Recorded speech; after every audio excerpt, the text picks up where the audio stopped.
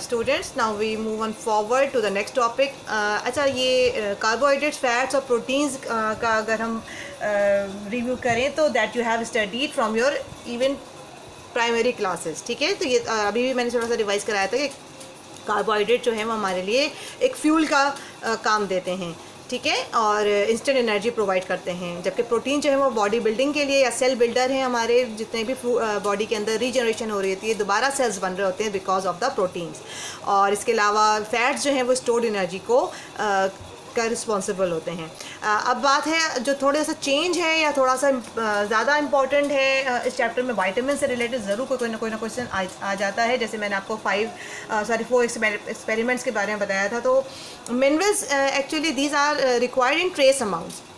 आपको मैंने बताया था कि ज़मीन में अल्लाह ताला ने बहुत तरह की मादनियात जो हैं वो पैदा की हैं, और वो मुख्तलिफ फ्रूट्स और वेजिटेबल्स में जब वो उनकी फॉर्मेशन हो रही होती है तो ये मुख्तलिफ किस्म के मिनरल्स जो हैं वो उन फ्रूट्स और वेजिटेबल्स में एंटर हो जाते हैं। यानी बहुत सारे तरह के ऐसे फ्रूट्स और वेजिटेबल्स हैं जिनके मिसाल के तौर पर जैसे किसी में आयरन मौजूद है, किसी में फॉस्फोरस मौजूद है, किसी में कैल्शियम मौजूद है, किसी में मैग्नीज़ है, किसी में मैग्नीशियम है। तो डिफरेंट टाइप्स ऑफ मिनरल्स जो हैं जो हमने पढ़े हैं ना, आपको पता है, आपने एक जो पीरियोडिक टेबल पढ़ा है उसमें सारे एलिमेंट्स के नाम आपने यकीनन पढ़े हैं। तो ये क्या है actually, these are the minerals and they are required in our body in trace amounts. चाहे वो वाइटामिन्स हो या चाहे वो मिनरल्स हो, उन्हें मज़ीद सिंपल फॉर्म में लेकर आने की ज़रूरत नहीं पड़ती, लेकिन इनकी मौजूदगी बहुत ज़्यादा अहमियत रखती है। अगर इनकी कहीं खुदा न खासा डेफिशिएंसी हो जाए तो any of the organs can be defected.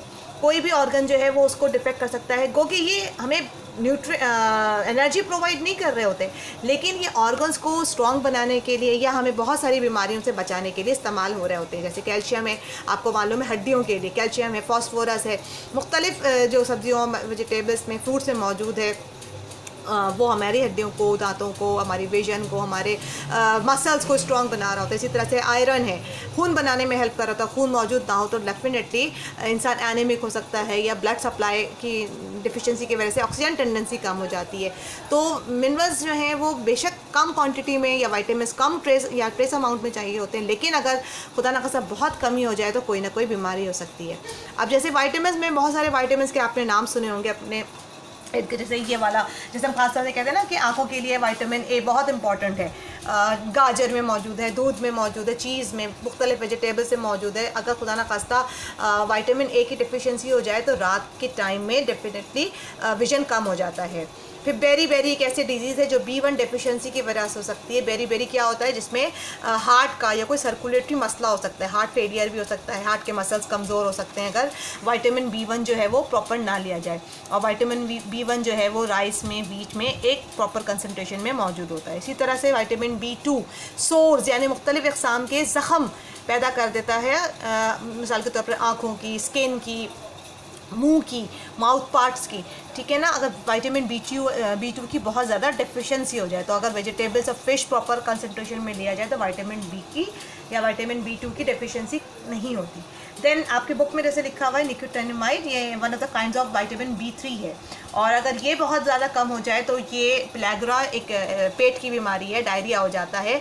तो इसी तरह से विटामिन C है जो कि सिट्रस फ्रूट्स, लेमन, ऑरेंजेस वगैरह में पाया जाता है, ये अक्सर ग्रीन सब्जियों में भी मौजूद होता है। तो इनकी गैर मौजूदगी में या इनकी डेफिशिएंसी की वजह से स्कर्वी एक ऐसी डिजीज़ है जो कि ये आपके बुक में चार्ट पूरा बना हुआ है पेज नंबर 147 पे, ठीक है। ये 147 को भी सामने रखिएगा और लेक्चर को ज़रूर गौर से सुनिएगा।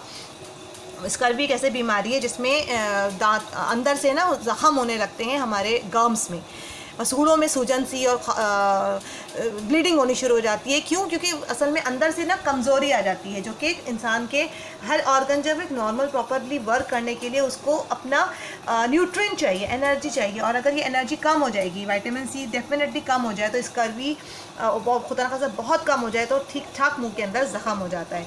फिर विटामिन K बहुत इंपॉर्टेंट कंस्टिट्यूएंट है जो हमारा प्लेटलेट्स बना रहा होता है। विटामिन K की डेफिशिएंसी हो जाए तो प्लेटलेट्स कम हो जाते हैं, जिसकी वजह से ब्लड सही से क्लॉट नहीं हो पाता, या अगर खुदा न खासा छोटा सा भी कोई कट लग जाए तो खून बहना जो शुरू होता है तो फिर वो बंद नहीं होता। तो विटामिन K जो है मुख्तलिफ सब्जियों में या इवन हमारे पेट के अंदर मौजूद कुछ ऐसे बैक्टीरिया हैं जो कि विटामिन K को इंटरनली भी तैयार कर रहे होते हैं। इसी तरह से ग्रीन सैलड्स हैं, जो हम लीफी सैलेड हम यूज़ करते हैं उसमें विटामिन ई मौजूद होता है। विटामिन ई हमारे लिए ब्लड बनाने में बहुत ज़्यादा हेल्प कर रहा होता है।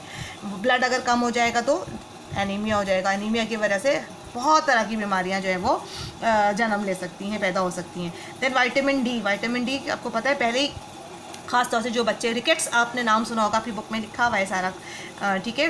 हड्डियाँ कमज़ोर होनी शुरू हो जाती हैं विटामिन डी की डेफिशिएंसी की वजह से।